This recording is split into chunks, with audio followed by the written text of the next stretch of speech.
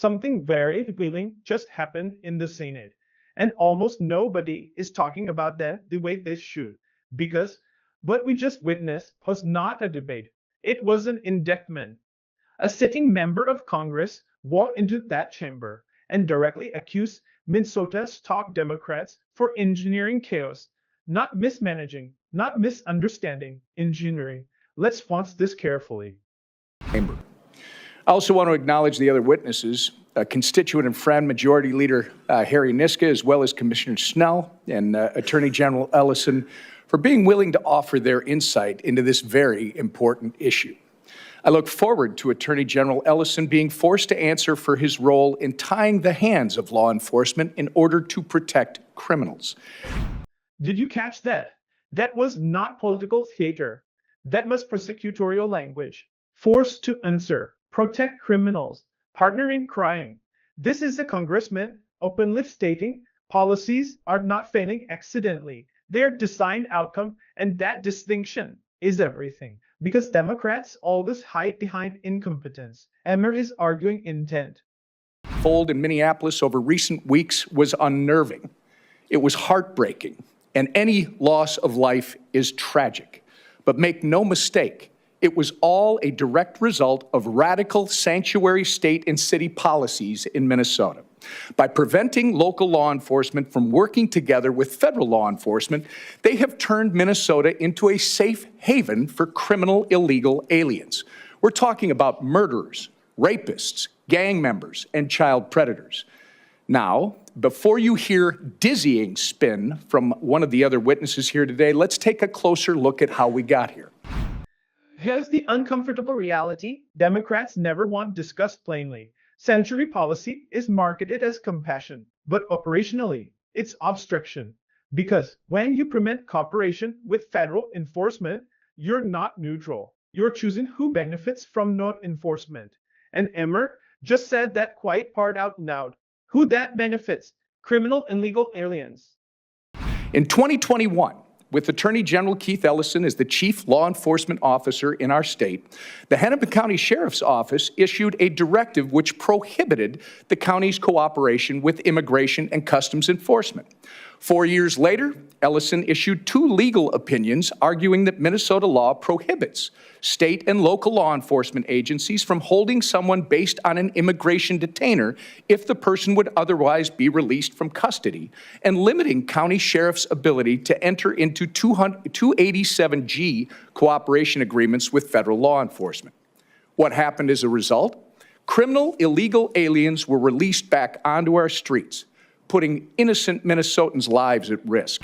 This is where the story stops being emotion and becomes structure, because this isn't about a theory. This is about legal architecture. Anson didn't just criticize ICE. He redefined what local law enforcement can legally do. That's power.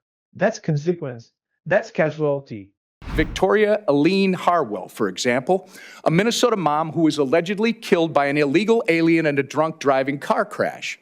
Hennepin County ignored detainer requests and let this criminal walk not once, but twice, citing Attorney General Ellison's opinion.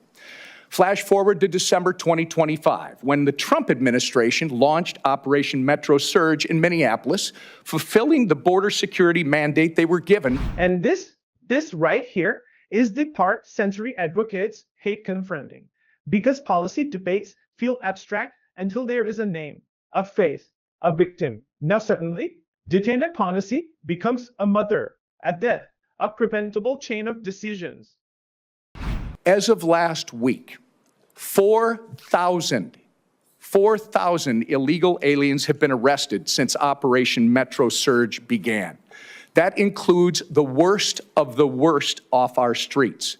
But in response, Tim Walz and Keith Ellison sued the Department of Homeland Security for simply deploying federal law enforcement to enforce federal law. That lawsuit was ultimately rejected by a Biden-appointed federal judge, and now Trump border czar Tom Emmer has been working with Minnesota officials to scale back Operation Metro Surge on the condition that local law enforcement be allowed to cooperate with federal law enforcement, something, by the way, that occurred under the President Obama's administration. Think about the optics of this. Federal agents arrests thousands of illegal immigrants, and state leadership runs to code to stop them, not to assist, not to coordinate, to block. That creates a devastating political question. Who is exactly being defended? Despite threats of ridiculous lawsuits by the ACLU arising from Attorney General Ellison's dangerous guidance. It's really that simple. By allowing local law enforcement to notify federal law enforcement when they arrest illegal aliens and detain them until a federal officer can come and get them, we limit the Fed's footprint and keep dangerous criminals off our streets. It's a win-win for all parties involved. This is what makes the century position so fragile, because the alternative being proposed is tendingly moderate. Notify federal authority, hold criminals briefly, transfer custody, minimal federal footprint, maximum public safety, rest the extremists.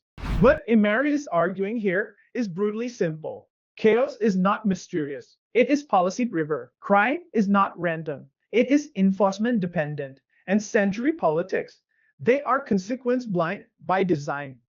Law enforcement cooperating is not radical. Audit enforcement is not controversial. Public safety is not partition, but obstruction? That absolutely is. If you found this breakdown valuable, subscribe. Because we don't react to politics here, we dissect power.